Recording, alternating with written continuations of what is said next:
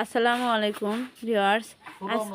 আজকে আমি মাছ দিয়ে ডাটা আর আলু হালকা পাতলা ঝোল রেসিপি শেয়ার করব। আশা করছি ভালো লাগবে, সম্পূর্ণ ভিডিওতে দেখতে থাকেন। এখানে আমি দেখেন 4টা পিস মাছ নিয়েছি। মাছগুলো আগে ধুয়ে ভালোভাবে পরিষ্কার করে নিয়েছি। এখন আমি এখানে দিয়ে দিলাম পেঁয়াজ কুচি, কাঁচামরিচ বাটা, লবণ, হলুদ,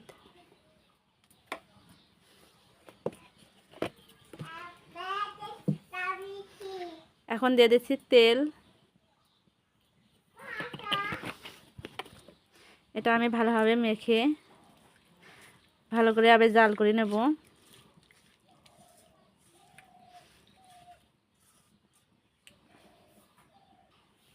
এখন আমি এখানে পানি দিয়ে দেব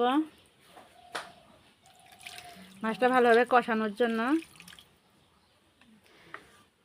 দিয়ে এখন আমি চুলায় এটা উঠে দেব। এখন আমি চুলায় দিয়েছি। এখন এটা 5 মিনিটের জন্য আমি ঢেকে দিলাম। 5 মিনিট পর আমি ঢাকনাটা উঠালাম। দেখেন মাছটা হয়ে গেছে। এখন মাছটা উঠে আমি ডাটা আর আলুটা দিয়ে দেব।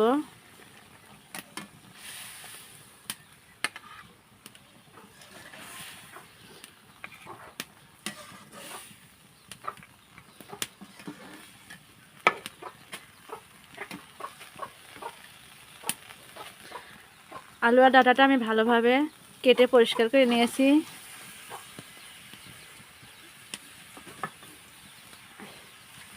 এটা আমি ভালোভাবে এখন মজে নেব।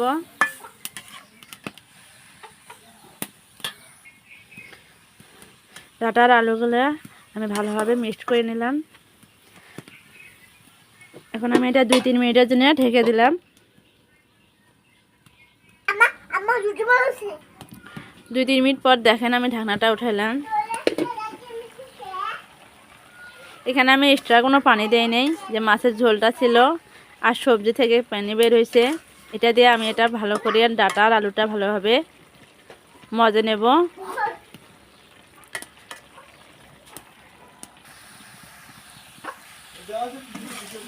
এখন দেখেন ডাটা আর আলুটা আমার ভালোভাবে মজানো হয়ে গেছে। এখন আমি এটা হওয়ানোর জন্য ঝোল দেব।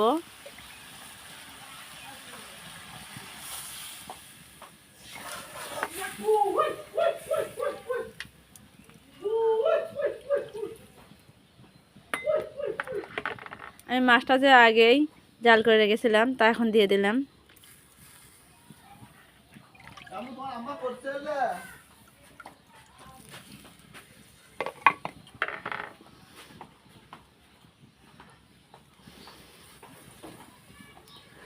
আমি এখন ঢাকনাতে ঢেকে দিলাম 7 মিনিটের জন্য।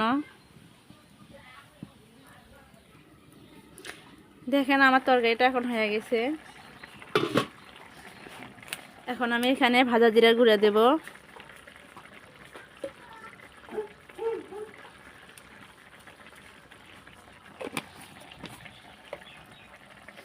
আজকের রেসিপি এখানে শেষ। দেখা হবে অন্য কোনো রেসিপিতে। ধন্যবাদ, সবাই ভালো থাকবেন।